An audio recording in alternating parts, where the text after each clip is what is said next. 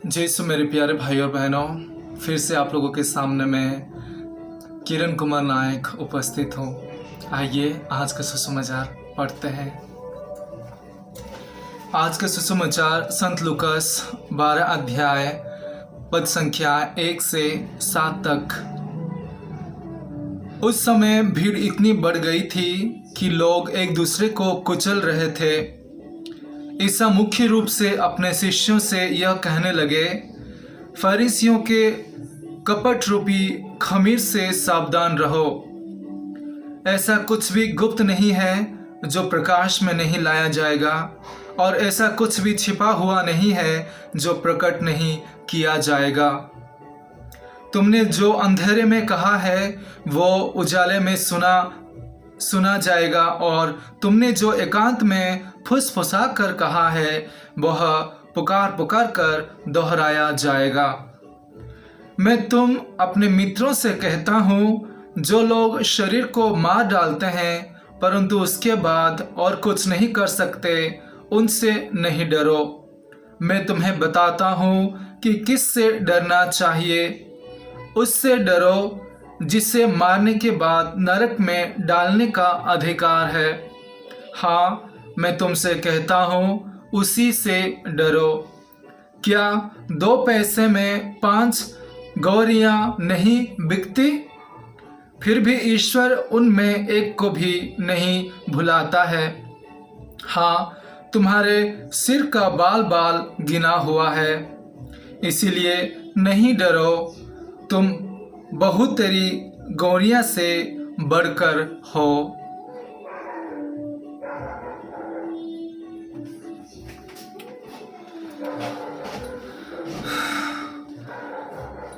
मेरे युवा साथियों, आज यीशु मसीह इतनी सुंदर ढंग से, इतनी प्यार से हम सभी को बता रहे हैं कि हमारा जीवन कितना अनमोल है। हमारे जीवन ईश्वर की लहू, पुत्र ईश्वर की लहू, यीशु मसीह की लहू के द्वारा हमारे जीवन को खरीदा गया है। आप जानते हैं, आज ईसा मसीह ने सुसमाचार में अपने शिष्यों को वो तैयार कर रहे हैं कि कैसे फरीसियों और सदूसियों की कुकर्म से बचना। उनको बता रहे हैं कि अपने जीवन में कैसे वो आगे बढ़े और वो कैसे और किससे डरे। वे जानते थे कि शिष्य लोग जब अकेले पड़ जाएंगे, जब यीशु मसीह जब इस दुनिया से निकल जाएंगे, उस समय पवित्र आत्मा आएंगे। लेकिन वो जानते थे, लेकिन वे थोड़ा सा घबराहट होगा उनको, थोड़ा सा हम लोग इधर उधर भटकेंगे, ये वो अच्छी तरह से जानते थे। इसीलिए वे पहले से ही उन लोगों को तैयार कर रहे थे ईश्वर के राज्य को प्रसार और फैलाने के लिए। मेरे प्यारे भाई और बहनों, आज यीशु मसीह कहते हैं युवा साथियों को, अपने युवा साथियों को, जो कोई भी मुझे देख रहा है, सुन रहा है, मैं उन सभी को यीशु मसीह के द्वारा बोलना चाहता हूँ कि जिस तरह वे यीशु अपने शिष्यों को कहते हैं कि डरो मत, डरो मत, क्योंकि उन्हीं से डरो जो कि अपनी आत्मा और शरीर को नष्ट करके नरक में डाल सकता है। उन्हीं को डरो, उन सभी को मत डरो जो कि केवल शरीर को नष्ट करता है। मेरे प्यारे भाई और बहनों, जानते हैं हमारा जो शरीर है पवित्र आत्मा का मंदिर है। वे हमारे शरीर में वास करते हैं, निवास करते हैं। मेरे युवा साथियों, आज का सुसमाचार यीशु मसीह कहते हैं कि आपका एक एक बाल, हमारे जो ये बाल है, एक एक बाल को गिनती किया हुआ है। मतलब हम कितने कीमती हैं, आप जरा सोचिए। मेरे प्यारे युवा साथियों, यिर्मयाह की अध्याय 29 पद संख्या 11 से हम पढ़ते हैं कि ईश्वर कहते हैं, क्योंकि मैं तुम्हारे लिए निर्धारित अपनी योजनाएं जानता हूँ, यह प्रभु की वाणी है। तुम्हारे हित की योजनाएं अहित की नहीं, तुम्हारे लिए आशामय भविष्य की योजनाएं। जब तुम मुझे पुकारोगे और मुझसे प्रार्थना करोगे तो मैं तुम्हारी प्रार्थना सुनूंगा। कितना सुंदर वचन मेरे प्यारे भाई और बहनों। आइए ये वचन से हमको ऐसा लगता है कि प्रभु यीशु और पवित्र आत्मा और पिता परमेश्वर हमारे आसपास है, हम हमारे साथ चल रहे हैं, हमारे साथ अपना जीवन बिता रहे हैं। इतना सुंदर लगता है ये सब वचन सुनने के लिए। मेरे प्यारे युवा साथियों, आज की सुसमाचार हम लोग क्या सीख पा सकते हैं? सॉरी, मैं इतना कहना चाहता हूँ कि हमारे युवा जीवन जो है बहुत पवित्र होना चाहिए, धार्मिक होना चाहिए और उदाहरण पूर्ण होना चाहिए। हम अपने जीवन को ऐसे ही बिता देते हैं, हम लोग नहीं जान पाते कि हर दिन हमारे साथ कितना कृपाएं बरसाई जाती है, कितना आशीर्वाद मिलते हैं हम लोगों को। हम लोग अपने जीवन को बिताते हैं, एक एक पल के लिए ईश्वर हमारे साथ जुड़े रहता है, लेकिन हम लोग कभी भी उसको जान नहीं पाते, रियलाइज नहीं कर पाते। हम लोग बहुत अनमोल है मेरे प्यारे भाई और बहनों। ईश्वर कहते हैं कि तुम मेरे नज़र में मूल्यवान हो। चाहे माँ अपने दूध पीती हुई बच्चे को भुला सकता है, लेकिन मैं तुम्हें नहीं भुलाऊंगा। इतना सुंदर प्रॉमिस, इतना सुंदर ईश्वर कहते हैं हम लोगों को, कितने हम उनके सामने मूल्यवान हैं। यीशु मसीह आज शिष्यों को बताते हैं कि वे कितने मूल्यवान हैं ईश्वर के राज्य को प्रसार करने के लिए, इसलिए वो तैयार कर रहे हैं आज ये शिष्यों को।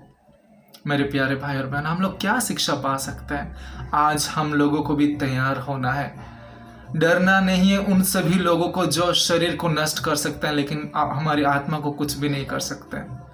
बस केवल वही पिता परमेश्वर यीशु मसीह पवित्र आत्मा को डरना है और उनके दिए हुए वचनों से अपना जीवन को बिताना है, क्योंकि उन्हीं के पास अधिकार है हमको डायरेक्ट में डालने के लिए। लेकिन वे प्रेममय ईश्वर है, प्रेम करने वाले ईश्वर हैं उन लोग। वे हमेशा अपने सेवकों का, अपने बच्चे लोगों का ख्याल रखते हैं, प्यार करते हैं। वे कभी भी नहीं चाहते कि हम लोग कहीं भटक जाएं। मेरे प्यारे युवा साथियों, मैं आप लोगों को यही कहना चाहता हूं कि ईश्वर हम लोगों को अपने प्रति छवि से, अपने प्रतिमूर्ति से, अपने जैसा बनाया है। तो जरा सोचे, अगर हमारे जीवन में ऐसा गुण है जो कि ईश्वर का दिया हुआ गुण है, उसको हमको ना बढ़ाना है। जानते हो, जब हम बुराई को ज़्यादा समय देते हैं, बुराई को ज़्यादा महत्व देते हैं, तो बुराई ज़्यादा बढ़ता है जीवन में। जब हम पवित्रता को, धार्मिकता को, अच्छाई को ज़्यादा समय देंगे, अच्छाई में जीवन बिताएंगे, तो हमारी अच्छाई, पवित्रता, धार्मिकता बढ़ेगा और हम पवित्र बनेंगे। मेरे युवा साथियों, अपने जीवन को उदाहरण बनो दूसरों के लिए। ऐसा ना हो कि हमारी युवा जीवन ऐसे ही बीत जाए और बाद में हमको पछताना पड़ेगा और रिग्रेट फील होगा कि मेरे युवा जीवन में कुछ नहीं कर पाया। यीशु मसीह आज कहते हैं, तुम लोग मूल्यवान हो, तुम्हारा एक एक बाल गिना हुआ है, तुम डरो नहीं, ईश्वर के राज्य को प्रचार करने के लिए आगे बढ़ो, मैं तुम्हारे साथ हूँ, कहते हैं यीशु मसीह। मेरे युवा साथियों, क्या हम लोग आज के सुसमाचार पढ़ के हम लोग कुछ शिक्षा ले सकते हैं इनसे? हाँ, ले सकते हैं।